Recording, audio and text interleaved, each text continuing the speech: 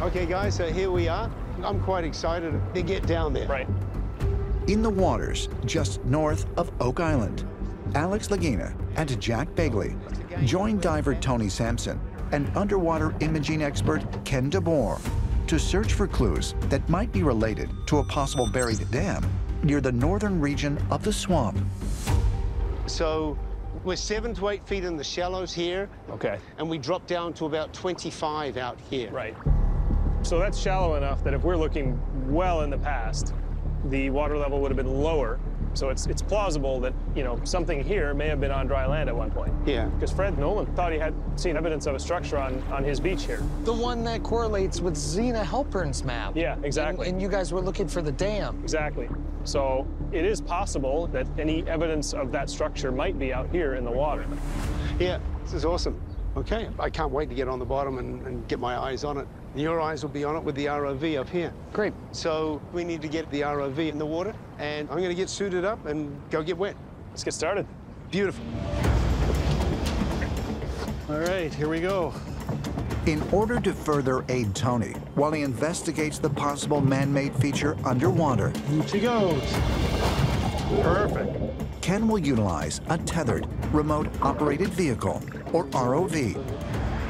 Equipped with thrusters and a high-definition camera, the ROV will act as a second set of eyes for the team to help direct Tony toward any additional targets of interest. So, Ken, we'll run a grid. We're gonna run a grid. Okay. We'll just go back and forth. We'll follow the diver as well, and we'll be in communication with Tony the entire time. Perfect. Good luck, Tony.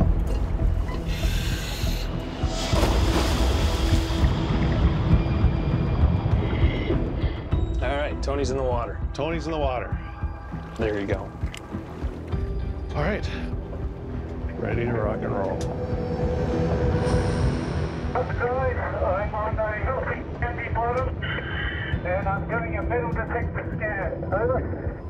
Surface the diver. Let us know if you see any signs of a structure or anything else.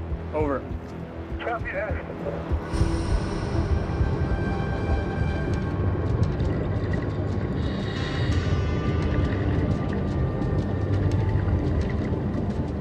He's got his head into something now. Yeah. He's fanning. Yeah. Fanning is what we can do. Digging is what we cannot do. Although Tony is allowed to scan the seafloor with a handheld metal detector, provincial regulations prohibit him from removing or disturbing artifacts.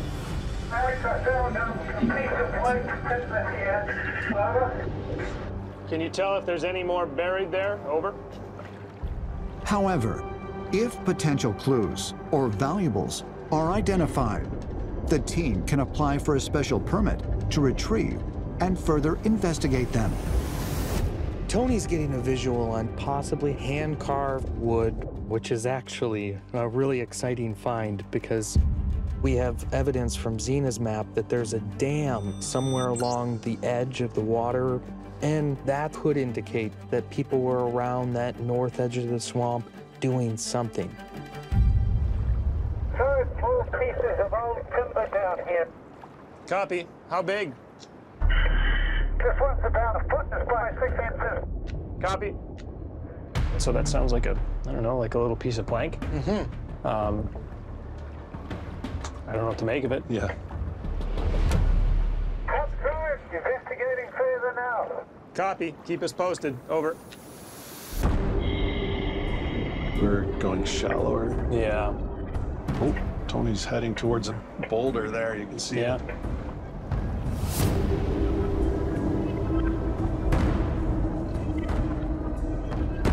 And he's going right straight for whatever that is. What's that? He's getting right down into it. Guys, we've actually got some pottery down here with blue markings, and there's a clay sailor's type stem too. Over. We found a fair amount of pottery recently just from Lot 5. Maybe it's comparable. Right. Is it possible that the artifacts Tony has found are related to some of the discoveries made in the last year within the two stone features on Lot 5? Artifacts that may date back to as early as the 17th century. After we get this pottery, I'm thinking there's two possibilities here.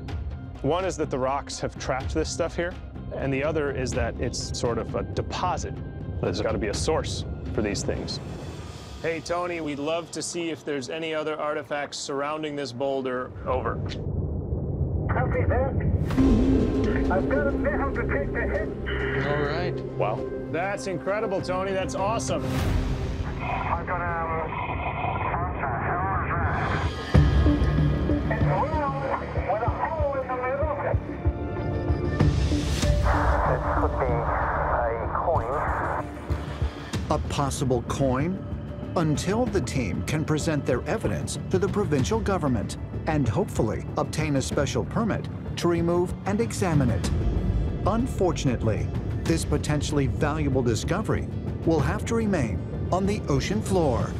Outside, guys are heading up. Over. Copy that, Tony. We'll see you on the boat soon. Over. All right. I'd say that was a successful dive. Very. What makes these artifacts interesting is they're similar to the artifacts that they're finding on land. So either they came in on a ship, or maybe it's part of a shipwreck that was blown up on shore. Wow, that was cool. Or maybe it was from people that were on the island itself. All right, Tony. That was pretty exciting. Yeah, It was a fantastic dive, buddy. What about that metal detector hit? What was it? So that was a disc, like a coin with a hole in it. No kidding. Yeah. Initially, I thought it was one of those Chinese-style coins. Really? Yeah. I'm not sure. Or But something like that. something like that. Just right up on that hill is where Gary and I found an actual Chinese coin, and that dated back to possibly BC. Oh, no way! That's an old coin. And it's got that square hole in it, mate. In 2020, while searching between the swamp and the money pit on Lot 15, Jack and Gary unearthed a coin that, according to numismatist Sandy Campbell, is of Chinese origin and more than 1,000 years old. Is it possible that Tony Sampson has just found the same type of coin in the waters just north of the Oak Island swamp? If so, could it and other items he has discovered today actually be related to an ancient dam feature that is believed to have been constructed in order to help create the swamp more than 700 years ago? Well, I was excited before about the pottery, but I mean, pipe stems and maybe even a coin or something. Yeah. Now I'm really excited. One thing I know it is for sure is a concentration of artifacts underwater. It might be enough to get some kind of a permit to do further investigation here. That's You're what I'm right. thinking. They're great finds. I think the next step would have to be to get a proper permit for actually retrieving some of these items. We may be able to understand why they're there and if they are connected to Fred's Wall in the north end of the bog. This area needs a lot more Yeah. investigation. Nice job, Tony. Well done. Great job.